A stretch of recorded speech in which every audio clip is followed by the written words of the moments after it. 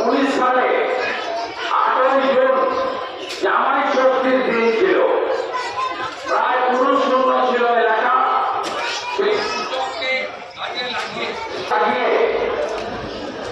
শাহজাহান বাহিনী যাদের মোল্লার নেতৃত্বে তারা এই নৃশংস খুন করে দেহ লোপাট করেছিল।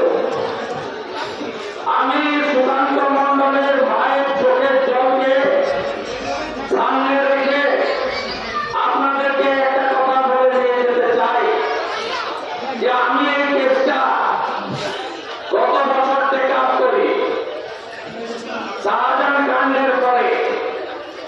তখন আমি টেক আপ করে আগে আইনি সহযোগিতা বা আইনি পরামর্শ বা লয়ার এসব বিষয়ে আমার নোটিশে ছিল না। আমি গত বছর যখন এই কেসটা নিই, নেওয়ার পরে দেখা যায় মমতার পুলিশ চার্জশিট থেকে শাহজাহান মোল্লা কাদের মোল্লাদের নাম বাদ দিয়ে দেয় এবং তাদেরকে খুনের মামলা থেকে অপহরণের মামলা থেকে মুক্তি দিয়ে দেয়। হওয়ার আবেদন করব, কারণ হিন্দুরা যদি এক না হন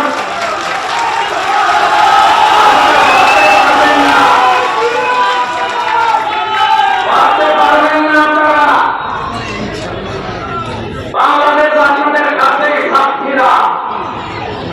সেই বাংলাদেশে কিভাবে হিন্দু নির্যাতন হচ্ছে প্রত্যেক দিন আপনারা তার খবর রেখেছেন। আপনাদেরও আত্মীয় স্বজনরা থাকে।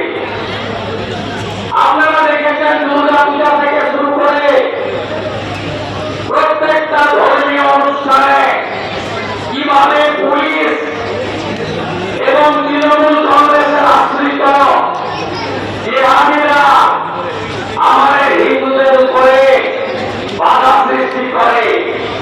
রাতের অন্ধকারে আজকে হিন্দু আত্মবলিদান দিবসে সন্দেশখালীর কারবারিতে আসার জন্য যে প্রচারকরণ হয়েছিল তাকেও মধ্যরাত্রে এই গুন্ডারা ছেড়েছে। আপনারা আমার সাথে থাকবেন এবং আমি যখন ঢুকছি তখন বক্তারা বলছিলেন, সম্ভবত কাছের ভাই বক্তব্য রাখছিলেন, তারা বলছিলেন যে 26-এ ভারতীয় জনতা পার্টির সরকার হবে এবং এদের কঠোরতম শাস্তি হবে। আমি বলি তার আগেই এদের শাস্তি হবে। আর ভারতীয় জনতা পার্টি ক্ষমতায় আসার পরে এই ধরনের আবেগীয় ঘটনা যাতে না ঘটে সে ব্যবস্থা আমরা করব। না ফিরবে না, না আমি আশা করছি না। আমি তো সে চলে গেছে, আমি কিভাবে আশা করি? 8 বছর হয়ে গিয়েছে, এখনো তো আমার স্বামী ফিরলো না। আমি শাহজাহান শেখের কাদের মোল্লার শাস্তি চাই। আমি সেটা না খুঁজে পাইনি, আমি কিভাবে বলবো সে মৃত কি জানতো? না পেলে আমি তাকে তো জন্য আমার স্বামী খোঁজ যতদিন না পাচ্ছে আমি মৃত বলে ঘোষণা করছি না। চলে যাচ্ছে না, আমার স্বামীর বডিটা এখনো পাইনি আমি, তাহলে মৃত বলে আমি কিভাবে ঘোষণা করবো?